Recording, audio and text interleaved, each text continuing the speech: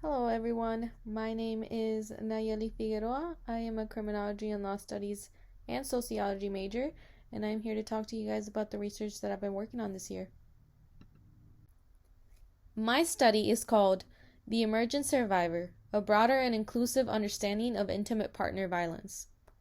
My abstract reads, previous studies around intimate partner violence have focused exclusively on the experiences of women, leaving out the stories of male survivors and vastly limiting our understanding of intimate partner violence.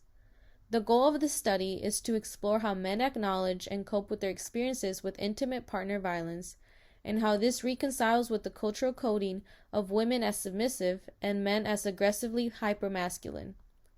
Following in the footsteps of previous research based on observations of therapeutic support groups, this study will observe discussion groups of male survivors in which participants are informed of their full rights as human subjects.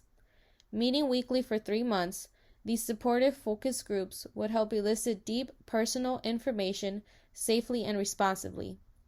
Qualitative data from these supportive focus groups will be collected and analyzed. This method would result in a step towards inclusive dialogue for non-traditional survivors of intimate partner violence.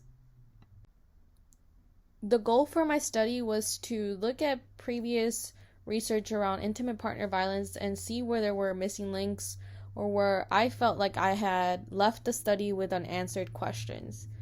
After reviewing a couple literatures and studies, I saw that there was a tendency to use very gendered language. For example, some of the studies started with a description of domestic violence or stats about domestic violence in the United States. Now, the problem with using domestic violence is that it often gives way to this particular image, right, where the woman is the victim and the male is the perpetrator. You go back to the initial, wife batter. That was one of the terms in the literature, where people tend to go to this very particular and dominant picture of intimate partner violence. So those who do not fit that definition often feel isolated from the research from talks about intimate partner violence. There also seems to be a very huge lack of collective consensus in a lot of these studies on what a victim can look like and what a perpetrator can look like. And they tend to focus again on that one particular image of intimate partner violence.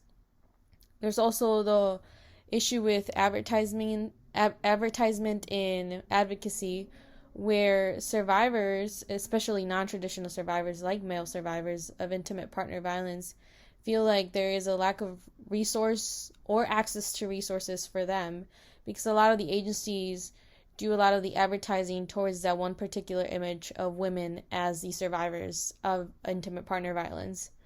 And then there's a whole barrier of social norms, right? Where men are grown up and socialized to be a certain image, and there's stigma to being feminicized. So that is one of the things holding them back from actually seeking resources. And there's also this idea of, society's forbidden beliefs, where again, we're pointing to the fact that a lot of society sees women as the victim and not being able to be aggressive as a man. And they can't understand the idea of a male being a victim of intimate partner violence. So then there's the whole thing of shame, like I said, stigma, and males tend to downplay their abuse because a lot of it has just to do with society's, normalization of abuse being simply women are being abused, but not necessarily amplifying the fact that males can get abused as well. And another thing is that the few studies that did mention male survivors of intimate partner violence did it almost in a non-centered way around the issue, right? So it was almost like an afterthought. They weren't really the center of the studies, and not much time was dedicated to them and to their stories. So this is where I saw the big gap in the literature, where a lot of male stories weren't coming through and their experiences weren't being highlighted. And just to quickly touch on the human rights consideration before moving on to the methods, like I said, obviously this is a vulnerable population, so I want to make sure that they are aware of the ins and outs of the project itself. So before even beginning the supportive focus groups, The participants will be informed in all the outreach materials. A consent form will be signed. And at the beginning of every meeting and the beginning of every focus group, the real names will not be used. Identifying details will be omitted or changed. And they will be advised that they have the right to participate without being quoted in the study, as well as the right to withdraw from the groups at any point in the study.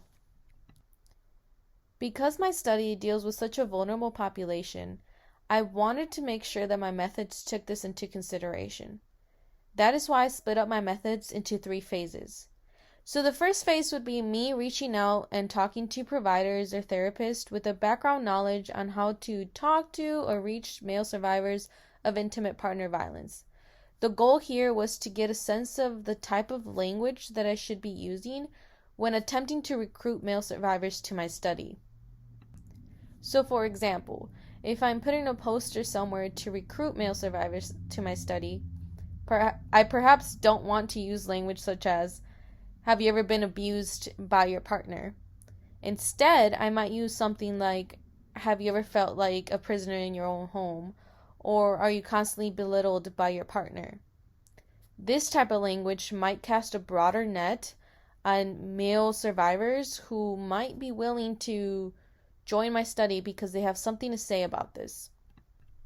Those who choose to come to the second phase of my study, which are the interviews, would be the males who saw this poster and realized that they've had an experience similar to this and wanted to talk about it. Now, in the second phase of my interviews, it would be me seeing which males fit into the description of intimate partner violence. Because since I cast such a big net in my first phase, I will inevitably get some males who don't fit into the definition of intimate partner violence. What I mean by this is that they may not exactly fit the definition of abuse that I'm trying to study. So, in the second phase of the interviews, I would be trying to get a sense of who does and who doesn't fit into the third phase of my study. In the third phase, it would be where actual data is collected. In this phase, it would be the creation of the supportive focus groups where males can come to share their stories, share some insights into how they themselves have coped with their abuse, how they felt about the resources available to them for dealing with their abuse. This portion of the study would be led in a very therapeutic kind of way. What I mean here is that it won't be led by me, the researcher. Rather, maybe I'll throw in a discussion point or two, but the entirety of the focus group would be led by the survivors. I want to help do this in order to elicit deep personal information that might not come out of a structured interview.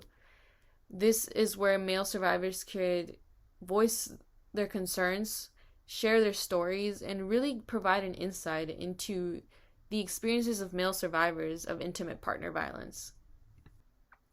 So, of course, my own study won't be able to address all the missing questions that are left behind by not looking at non-traditional survivors of intimate partner violence. But my intention with this study was to begin a dialogue and a new perspective on how we look at non-traditional survivors of intimate partner violence and how their stories are important as well in not only an inclusive understanding of intimate partner violence, but also expanding the previous knowledge and the knowledge that we hold today about intimate partner violence, because their stories mattered, what they have to say matters, and it should be considered as important and it should be studied because there's much to learn about them.